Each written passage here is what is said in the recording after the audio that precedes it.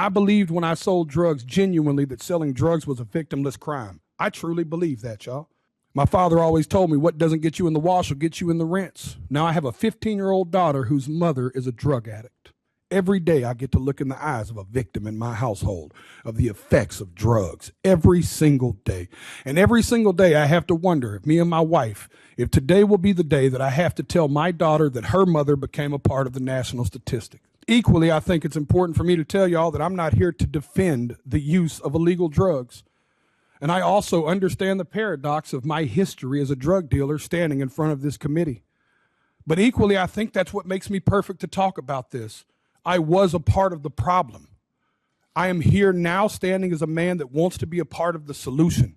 I brought my community down. I hurt people. I was the uneducated man in the kitchen playing chemist with drugs I knew absolutely nothing about, just like these drug dealers are doing right now when they're mixing every drug on the market with fentanyl, and they're killing the people we love. Forgive me, I'm a little nervous. I'm used to having a rock and roll band behind me when I have a microphone in front of me.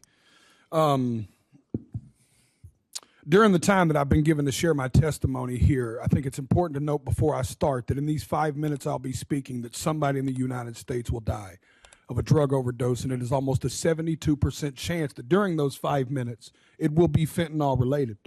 Having started that way, Chairman Brown, Ranking Member Scott, and esteemed committee members, thank you for having me. I know this is a bit of a curveball, but I like a little baseball myself. My name is Jason D. Ford, but to most I am known as Jelly Roll. It is important to establish earlier that I am a musician and that I have no political alliance. I am neither Democrat nor Republican. In fact, because of my past, my right to vote has been restricted. Thus far, I have never paid attention to a political race in my life. Ironically, I think that makes me the perfect person to speak about this because fentanyl transcends partisanship and ideology, gentlemen and women. This is a totally different problem. And I was speaking outside to the media, and I gave them a statistic that said 190 people a day overdose and die every single day in the United States of America. That is about a 737 plane. That's what about a 737 aircraft can carry. Could you imagine the national media attention it would get if they were reporting that a plane was crashing every single day and killing 190 people? But because it's 190 drug addicts, we don't feel that way. Because America has been known to bully and shame drug addicts instead of dealing and trying to understand what the actual root of the problem is with that. But the sad news is that that narrative is changing too, because the statistics say that in all likelihood, almost every person in this room has lost a friend, family member, or colleague to the disease known as addiction.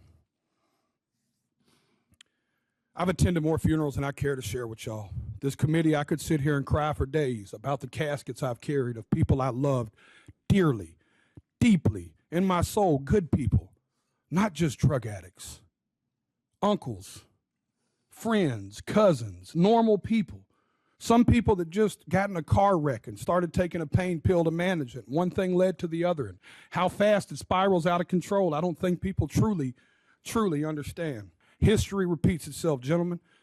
Even in the 1990s, crack cocaine had long made its way into my middle, lower class neighborhood.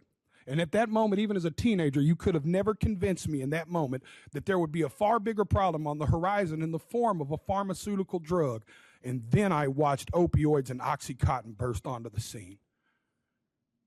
I'm here to tell y'all that fentanyl is going to make the Sackler family look like saints. And I want to let y'all sit with that for a second. It is time for us to be proactive and not reactive. We were reactive with crack. We were reactive with opioids. And y'all are taking the first step at somebody in Senate finally being proactive. I truly believe in my heart that this bill will stop the supply and can help stop the supply of fentanyl. But in part of being proactive, gentlemen and women and ladies, I have to be frank and tell y'all that if we don't talk to the other side of Capitol Hill and stop the demand, we are going to spin our tires in the mud. Y'all are taking the first step, but I encourage you to take it outside of this room, and you take it to your colleagues and your constituents, and you give them the most that you can. I know I've got a few seconds here, and Senator Brown said I may or may not go over. All I want to say is that I not only encourage y'all to do this, I encourage y'all to take it a step further. At every concert I perform, I witness the heartbreaking impact of fentanyl. I see fans grappling with this tragedy in the form of music that they seek solace in music and hope that their experiences won't befall others. They crave reassurance. These are the people I'm here to speak for, y'all. These people crave reassurance that their elected officials actually care more about human life than they do about ideology and partisanship. I stand here as a regular member of society. I am a stupid songwriter, y'all, but I have firsthand witnessed this in a way most people have not. I encourage y'all to not only pass this bill, but I encourage you to bring it up where it matters, at the kitchen table. Thank you for your time. Thank you, Mr. D. Ford.